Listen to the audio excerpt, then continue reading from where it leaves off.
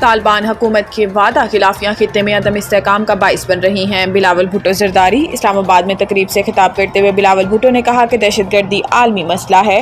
پاکستان نے دہشت گردی کے خلاف جنگ میں بھاری جانی و مالی نقصان اٹھایا۔ پاکستان دہشت گردوں کے خلاف بھرپور کارروائیاں کر رہا ہے۔ انہوں نے کہا کہ 2 دہائیوں سے مسلح افواج نے دہشت گردی کے خلاف جنگ میں مؤثر کردار ادا کیا۔ ضرب عضب اور رد الفساد جیسے آپریشنز نے دہشت گردی کی کمر توڑی۔ ڈیجیٹل پروپیگنڈا موجودہ دور کا ایک پیچیدہ چیلنج ہے۔ بلاول بھٹو کا کہنا تھا کہ ہم نے کبھی دہشت گردی کو دعوت نہیں دی، لیکن جب وہ آئی تو ہم جھکے نہیں بلکہ لڑے۔ پاکستان کی ڈکشنری میں سرنڈر کرنا شامل نہیں۔ دنیا سے مطالبہ ہے کہ وہ پاکستانی پاسپورٹ قربانیوں اور عزم کا احترام کریں۔ انہوں نے مزید کہا کہ بھارت کو چاہیے کہ دہشت گردی کے خلاف جنگ میں پاکستان کی صلاحیتوں سے سیکھے۔ دہشت گردی کے تدارک کے لیے بھارت کے ساتھ مل کر کام کرنے کو تیار ہیں۔ آئیں کشمیر، پانی اور دہشت گردی پر بات کریں۔ چیئرمین پی پی کا کہنا تھا کہ طالبان حکومت کی وعدہ خلافیاں خطے میں عدم استحکام کا باعث بن رہی ہیں۔ افغان عبوری حکومت دوحہ معاہدے میں کیے گئے وعدوں کی پاسداری کرے۔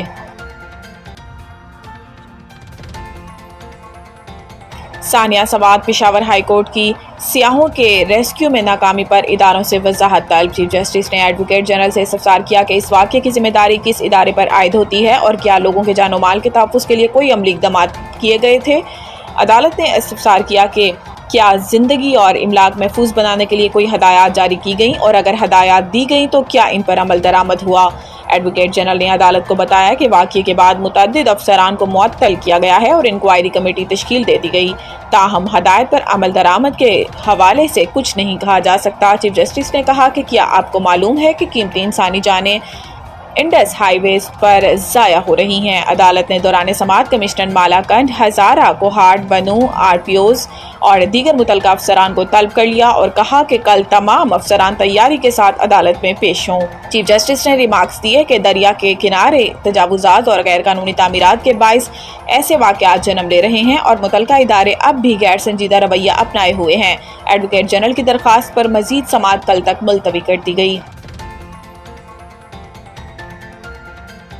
اسرائیل غزہ میں 60 روزہ جنگ بندی کو حتمی شکل دینے کے لیے متفق ہو گیا۔ صدر ٹرمپ کا دعویٰ۔ امریکی صدر ٹرمپ نے سوشل میڈیا پر جاری بیان میں بتایا کہ میرے نمائندوں کی اسرائیلی حکام سے غزہ کی صورتحال پر آج طویل و نتیجہ خیز ملاقات ہوئی، جس میں اسرائیل کی جانب سے غزہ میں 60 روزہ جنگ بندی کو حتمی شکل دینے کے لیے شرائط پر اتفاق کیا گیا۔ صدر ٹرمپ کا کہنا ہے کہ 60 روز کے دوران تمام جنگ کے خاتمے کے لیے تمام پارٹیز کے ساتھ مل کر کام کریں گے۔ قطر اور مصر کے حکام حتمی تجاویز پیش کریں گے۔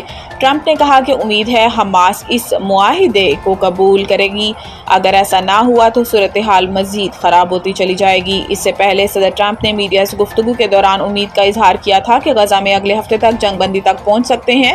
ٹرمپ کا کہنا تھا کہ وہ غزہ میں جنگ بندی چاہتے ہیں اور چاہتے ہیں کہ حماس باقی مغویوں کو رہا کرے۔ امید ہے ایسا ہونے والا ہے، ہم اگلے ہفتے تک جنگ بندی تک پہنچ سکتے ہیں۔ کراچی سمیت ملک بھر کے بجلی صارفین کے لیے اچھی خبر۔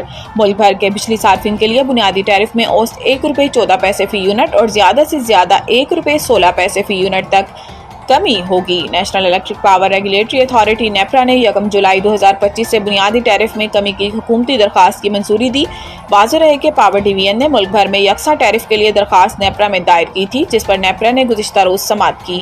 اس تازہ پیش رفت کے بعد گھریلو صارفین کے لیے بجلی کا زیادہ سے زیادہ ٹیرف 48.84 سے کم کر کے ₹47.69 جائے گا۔ اسی طرح 1 سے 100 یونٹ تک پروٹیکٹڈ گھریلو صارفین کا ٹیرف ₹1.15 کمی سے ₹10.54 ہو جائے گا، جبکہ 101 سے 200 یونٹ تک پروٹیکٹڈ صارفین کا ٹیرف ₹1.15 کمی سے ₹13.01 ہو جائے گا۔ ان ٹیکسز کو ملا کر سلپ کے حساب سے فی یونٹ ٹیرف کی قیمت بڑھ جائے گی۔ ماہانہ 50 یونٹ تک کے گھریلو لائف لائن صارفین کے لیے ₹3.95 فی یونٹ کا ٹیرف برقرار رہے گا، جبکہ ماہانہ 51 سے 100 یونٹ تک لائف لائن صارفین کے لیے ٹیرف ₹7.74 فی یونٹ برقرار رہے گا۔ پختونخوا میں گرج چمک کے ساتھ موسلادھار بارشوں کی پیشن گوئی، ندی نالوں میں طغیانی کا الرٹ۔ صوبائی دارالحکومت پشاور اور گرد و نواح میں صبح سویرے تیز ہواؤں کے ساتھ ہونے والی بارش سے موسم خوشگوار ہو گیا۔ اس دوران شہر میں ہوائیں چلتی رہیں، جس سے گرمی کی شدت کم ہو گئی۔ محکمہ موسمیات کے مطابق آئندہ چند روز کے دوران خیبر پختونخوا کے مختلف اضلاع میں مزید گرج چمک اور تیز ہواؤں کے ساتھ بارش کا امکان ہے۔